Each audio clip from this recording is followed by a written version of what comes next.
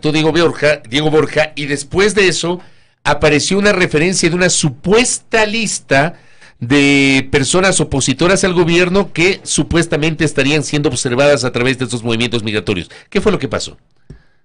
Bueno, una cosa inusual, ¿no? Nunca ha pasado, nunca me ha pasado. De hecho, tengo un apellido un poco común, ¿no? En esta ciudad.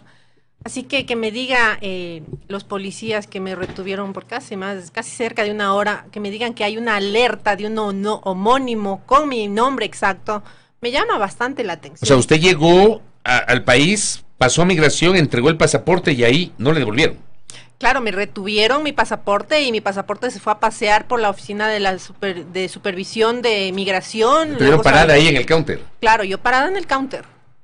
Y luego le dijeron que se trataba de un homónimo. Por supuesto, ya después de casi una hora de tenerme ahí como tonta parada sin darme explicaciones y además rodearme de 4 policías, ventajosamente tengo filmado todo lo que pasó antes de que del ministerio saquen la foto y digan alguna cosa. Yo llego por vías corrientes, yo llego por el aeropuerto, yo no salgo por pasos irregulares, no tengo que esconderme, yo pongo mi cara siempre, no uso mascarillas, no uso bufandas, no uso nada que cubra mi rostro, como para que digan este es un procedimiento que se está verificando la identidad.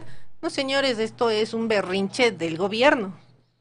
¿Usted tiene alguna referencia de esta supuesta lista que fue difundida el día miércoles de la semana pasada? Sé que fue elaborada por el ex coronel de la policía, este señor de apellido Curipayo, que ahora está a cargo del CIES, es el segundo al mando del CIES.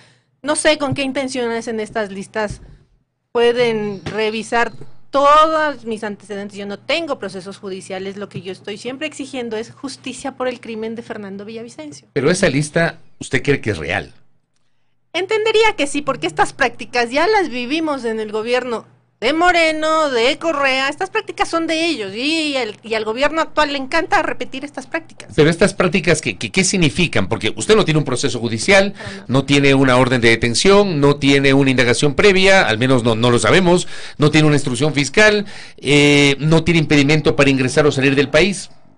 ¿Qué significa esto? Bueno, el Ministerio del Interior tendrá que explicar mi pedido que le haré llegar en las horas de la mañana, por qué se me detuvo y bueno, y cuál es el homónimo que se está investigando. No tienen que decirme a quién están investigando, que también se llama Verónica Zarauz Peñaranda. Pero luego de este episodio que le ocurrió el martes cuando regresó, ¿no recibió ningún tipo de información que le permita tener mayores elementos de por qué esta situación tan irregular? Bueno, el gobierno cuando da explicaciones de alguna actividad que realiza.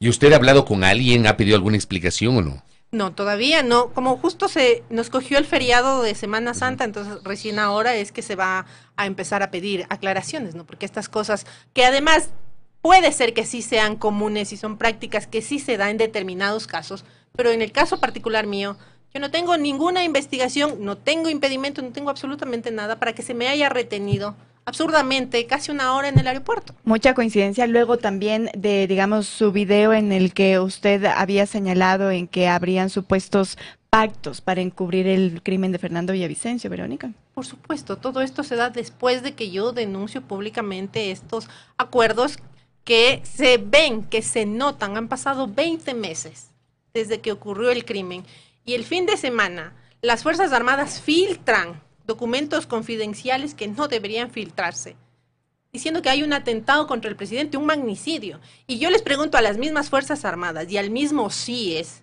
¿por qué no alertaron de estas mismas alertas que se dieron en el año 2023, el 24 de julio y el 31 de julio y el 7 de agosto, que el gobierno de Guillermo Lasso tenía pleno conocimiento de todas las amenazas que tenía Fernando y no hicieron absolutamente nada? Hubo 3 alertas previas antes del fatídico 9 de agosto. 3 alertas que tenía pleno conocimiento el gobierno de Guillermo Lasso y no hicieron absolutamente nada para proteger la vida y la integridad de Fernando. Ni tampoco difundieron los informes. Y tampoco les convenía difundir el informe, porque aquí es a conveniencia del gobierno lo que se filtran las cosas. Verónica, hubo cuestionamientos de parte de las hijas de Fernando Villavicencio, Amanda y Tamia, que luego del video posteado en redes sociales, ellas dijeron que, o más bien emitieron un comunicado en donde decían que estos pronunciamientos eran políticos, que coincidía también con una campaña electoral de la segunda vuelta. ¿Qué decir también sobre, digamos, de este comunicado que emitieron las dos hijas de Fernando Villavicencio? Bueno, al respecto yo no tengo que decir absolutamente nada. Ellas tienen su postura, yo tengo la mía, ellas saben que yo estoy diciendo la verdad, que si fue o no fue el tiempo propicio, bueno, hay que recordarles a las hijas de Fernando que su padre fue asesinado en medio de una contienda electoral. ¿Pero usted cree que fue precisamente eso, el momento propicio para poder denunciarlo, digamos, a puertas de una segunda vuelta? Ese día era el último día de funciones legalmente de la fiscal general del Estado. Estamos hablando del 8 de abril. Así es. Ese día tenía ella que retirarse de la fiscalía y se ha prolongado en funciones porque el Consejo de Participación Ciudadana simplemente no ha emitido el concurso para que ella sea reemplazada. O sea, usted genera ese video por la finalización del periodo de la fiscal. Por supuesto. No por la cercanía de la campaña. Porque digo, esto, Verónica, yo ahí insisto en lo que le dice Andrea, esto se prestó para la especulación, incluso la tergiversación y la mala interpretación, tratando de asociarla a usted como una actora política vinculada a la campaña electoral, por el momento.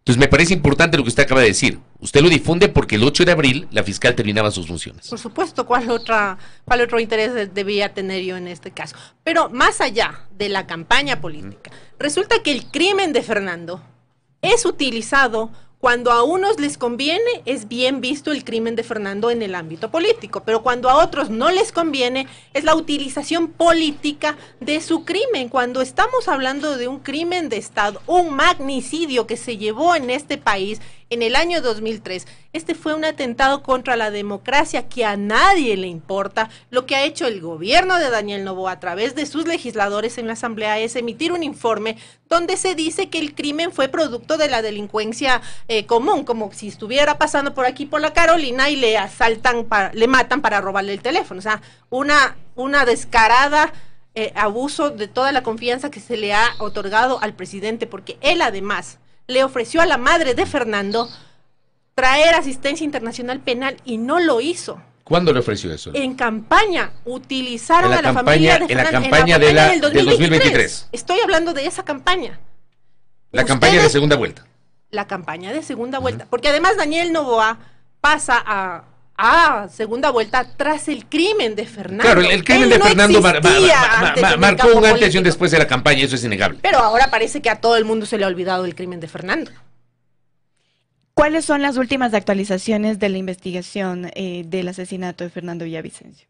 No hay ninguna actualización, las investigaciones están paradas desde que se emitió esta sentencia rimbombante de 34 años para estos delincuentes que ya estaban siendo investigados por otros crímenes, y ahora la fiscalía ha decidido que este señor Carlos Angulo es el autor intelectual del crimen, como si un microtraficante tuviera algún interés en asesinar a un político de la talla de Fernando Villavicencio.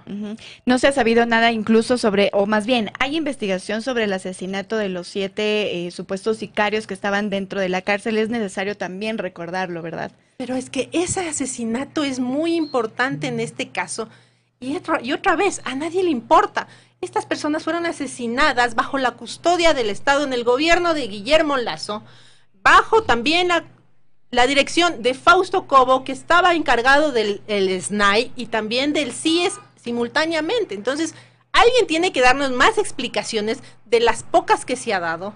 Incluso la fiscal, yo pensaría que ella está protegiendo a alguien más por miedo y no por un acuerdo que haya llegado. ¿Qué pasó con la fiscal? Porque usted tenía otra imagen y otra visión de la fiscal Diana Salazar. ¿Qué es lo que ha pasado en todos estos meses? Bueno, 20 meses a uno le hacen abrir los ojos. En los primeros días se pensaba que los criminales directamente involucrados eran gente del correísmo. Me hubiera encantado a mí que ellos sean los realmente responsables del crimen de Fernando, porque además eran las personas que nos persiguieron durante muchísimos años, allanaron mi casa, persiguieron a mi esposo. Fernando tuvo que esconderse muchísimos años, estuvo prófugo de la justicia por los juicios que le puso Rafael Correa. A mí me obligaron a pagarle $47,000. Este señor nos quitaron absolutamente todo, económicamente, psicológicamente, nos quitaron la paz. Mis hijos chiquitos se criaron en unos años terribles de persecución y lo primero que se veía los primeros días del crimen era eso, las amenazas de Fernando contra el correísmo. Luego matan a los sicarios, misteriosamente matan a los sicarios. A 6 en Guayaquil y 1 aquí en Quito. Simultáneamente, ¿no? Entonces a nadie le llama la atención por qué pasan estas cosas. Pero más allá de esto, retrocedamos un poquito en el tiempo. El día que asesinan a Fernando, 3 horas después ya estaban allanadas las casas de estos sicarios. Y esto se da porque ellos, la policía, ya tenía pleno conocimiento de lo que iban a hacer esta banda de delincuentes, porque hay una investigación que se llama Acrópolis, que venía dándose desde el mes de enero del 2023, donde la policía ya sabía las actividades de estos sicarios. No fueron traídos específicamente de Colombia para asesinar a Fernando, sino que ya estaban trabajando aquí. De hecho, ya cometieron otros sicariatos en el sur de la ciudad, y la policía tenía conocimiento de eso. Es más, la mayoría de esta banda ya fue detenida el 3 de agosto y les dejaron libres para que terminen de hacer lo que estaban haciendo. La policía sabía que estos delincuentes iban por una pieza grande, no sabían el nombre, o si lo sabían, han borrado el nombre del expediente, pero la policía tenía pleno conocimiento de que Fernando iba a ser asesinado y dejaron que sea asesinado, porque el día 9 de agosto la policía que les estaba siguiendo a estos sicarios les siguió incluso hasta las inmediaciones del Coliseo Anderson. Esto es un hecho que la fiscalía y la policía no pueden negar, porque yo tengo el expediente Acrópolis. De hecho, recién se juzgaron a los miembros que quedaron fuera por otro proceso en otro tribunal. Hay un elemento adicional de lo que usted señala de aquel 9 de agosto, y es una persona que fue detenida, estaba herida. En lugar de llevarle a una casa de salud, lo llevaron a que se desangre en la unidad de flagrancia de la Fiscalía y en La Patria. ¿Se acuerda usted de eso? Y ahí se murió. Por supuesto que este solo hecho también es un hecho grave, porque él es acribillado por la cápsula de Fernando. Y resulta que la persona que toma la decisión de llevarle a la casa de salud no conoce Quito para absolutamente nada. Apenas tenía 2 días en la ciudad. Este señor fue trasladado de Santo Domingo acá a Quito. Extrañamente, alguien tiene que dar una explicación de por qué fue trasladado este señor sin conocer. Y él busca en el GPS dónde queda la unidad de flagrancia, estando en la Y. Hasta la avenida Patria es una distancia muy grande con alguien que estaba herido, teniendo en cuenta que cerca del Coliseo Anderson está la Clínica de la Mujer, el Hospital Vos Andes, un sinnúmero de hospitales, de casas de salud que le pudieron, médicos por ahí, pudieron haber prestado los primeros auxilios a este sicario, que era importantísimo mantenerlo con vida, pero esta cápsula de seguridad decidió acribillarlo hasta que muera desangrado. Verónica, quisiera regresar un poco a sus declaraciones para que no se malinterprete. Usted dice, me hubiera encantado que fuera la Revolución Ciudadana o tal vez, digamos, el correísmo de manera general, y luego, claro, nos da el antecedente de por qué eso. Y quisiera nuevamente volver también a la pregunta de Fabricio. ¿Qué pasa con la fiscal? ¿Qué pasa en estos 20 meses con esa relación? Y nuevamente, si podemos ratificar esa frasecita que puede generar tal vez malas interpretaciones. Me hubiese encantado que fuera el correísmo. Es posible que se malinterprete, pero a ver, los enemigos comunes de la persona, cuando tienes un enemigo común, lo primero que se piensa es, fue él, pero está dejando la fiscalía de lado el tema de los puertos, el tema del señor JJ Franco, que Fernando Villavicencio investigó y denunció en su momento, cosa que hasta el día de hoy no pasa. El señor Muentes, también investigado por Fernando por el tema de tráfico de tierras en Guayaquil, gente muy peligrosa. Y el gobierno de Guillermo Lasso, cuando Fernando denuncia el caso León de Troya con la mafia albanesa, con este narco Dritan, algo más, sí, ¿cómo no?, que le dejan en libertad y no pasa nada, pero Fiscalía solo toma la posición de solo mirar a un grupo político para que ellos sean los culpables y deja de lado a todos los demás. Eso es lo que llama la sospecha y eso debería estar reclamando todo el país. Ahora, el tema es que usted, Verónica, el 8 de octubre del 2023, si mal no recuerdo, tanto usted cuanto Cristian Zurita, porque fueron los dos personajes que reaccionaron ese día, pero yo me enfoco en su tweet. Su tweet fue lleno de indignación. Usted le llamó a Correa asesino, Correa había escrito algo y usted escribió algo como a las 4 y pico de la tarde, y 4 horas después usted le dice que ya tenemos la evidencia, que te responsabilizan a ti, y usted le pone asesino con mayúscula. ¿Qué fue lo que pasó ese día para que usted haya escrito lo que escribió ese 8 de octubre? Bueno, este 8 de octubre es la audiencia privada donde el testigo protegido, la prueba madre del caso del Fernando, iba a dar su testimonio. Y yo no asistí a esta audiencia. Me olvidé, tengo hijos chiquitos, mis hijos necesitan, mi prioridad son mis hijos chiquitos porque habían pasado el crimen de su papá y es una cosa trágica que yo no le deseo a nadie. Pasó ese día y me olvidé, pero 2 días antes fue el asesinato de los sicarios en la cárcel de Guayaquil y la de Quito. Hay que marcar bien las fechas para poder entender este caso. Entonces, en las horas de la noche yo recibo la llamada de la fiscal general del Estado, indicándome que en efecto Rafael Correa es quien ordena el crimen de Fernando Villavicencio. Póngase en mi lugar, ¿qué hubiera hecho usted ante esta aseveración que me hace la titular de la Fiscalía del Estado? Entonces, es así que yo publico mi tuit. Y minutos seguidos, Cristian Zurita también lo hace lo mismo, porque también habló con la fiscal. O sea, aquí lo que debe preguntarse todo el mundo, ¿por qué la fiscal general tiene interés de contarle a una víctima algo que no es real solo para cambiar el tablero electoral? Porque seguimos hablando de periodos electorales. ¿Cuál fue el papel de ese testigo protegido? ¿Y fue o no una pieza clave o fue un falso positivo? No. ¿Qué pasó ahí? El caso de Fernando, el caso del crimen, es un falso positivo por todo lado.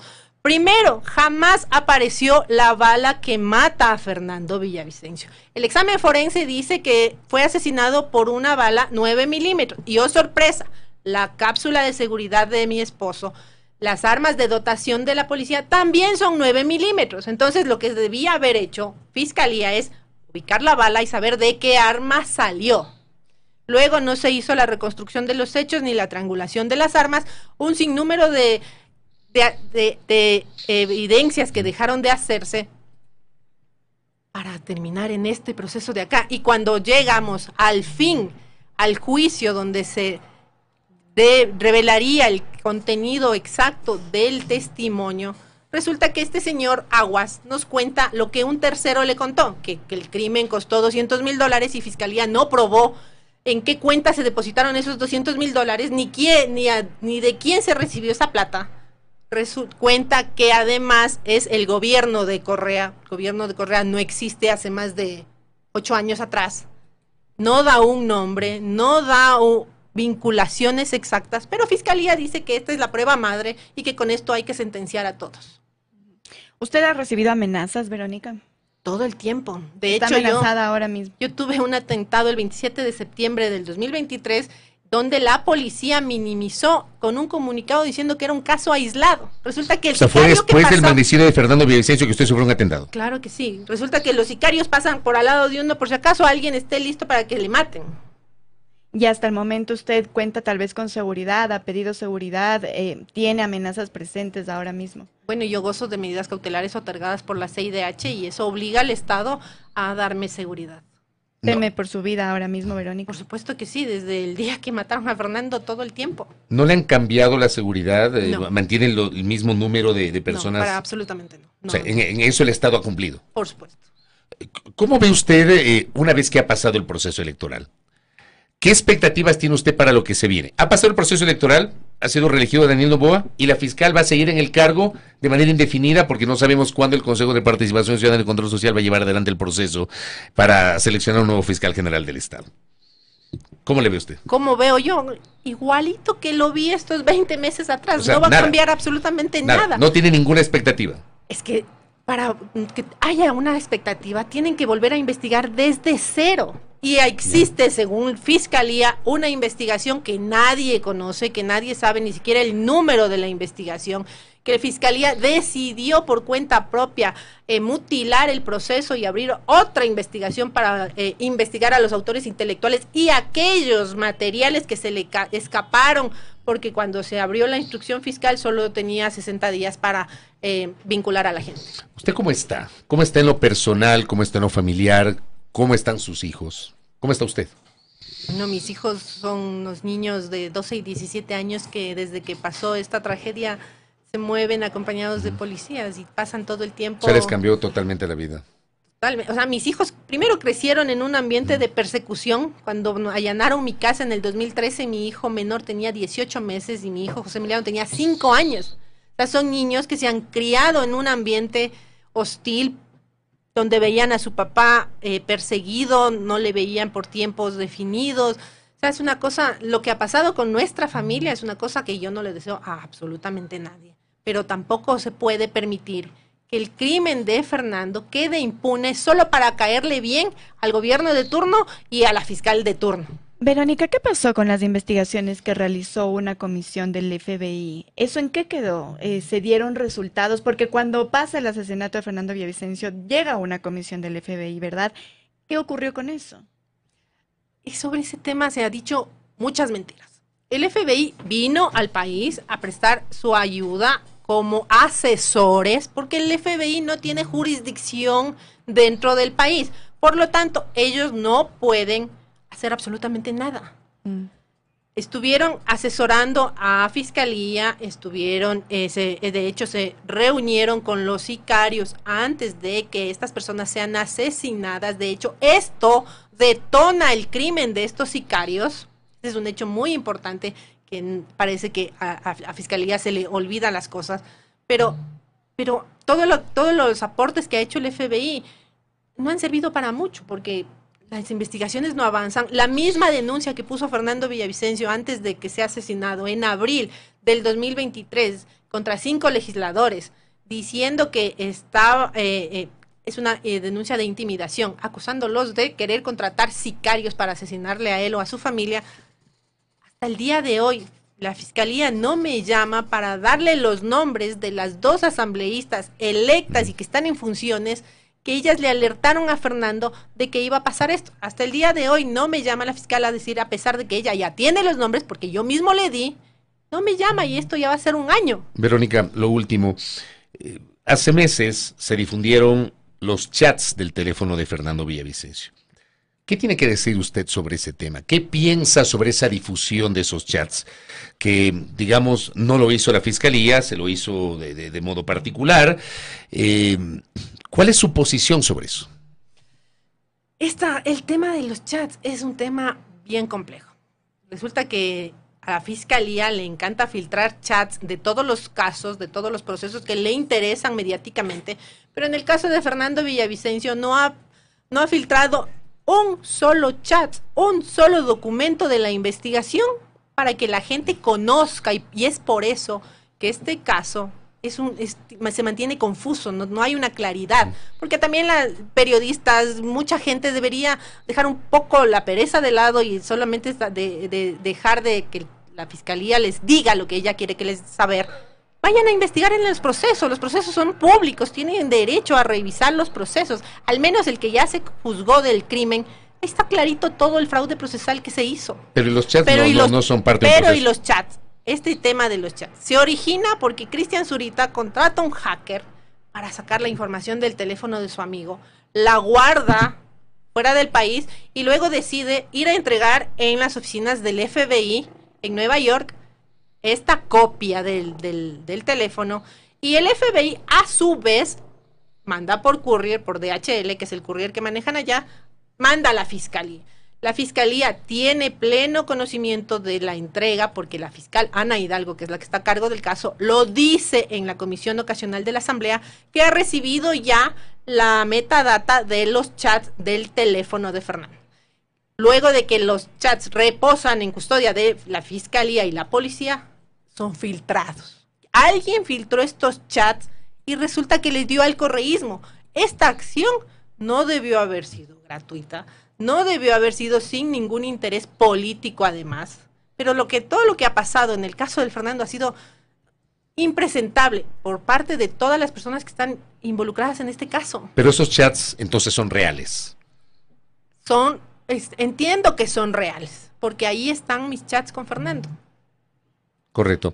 Verónica, gracias por el tiempo y espero que esta es la primera vez que tengo la oportunidad de recibirla aquí en la cabina, que no sea la última, para seguir hablando de este tema que evidentemente necesita terminar con un desenlace que implique la verdad. Gracias, Verónica. Muchas gracias, Verónica. Gracias a Verónica Zarauz, que ha estado con nosotros, viuda de Fernando Villavicencio.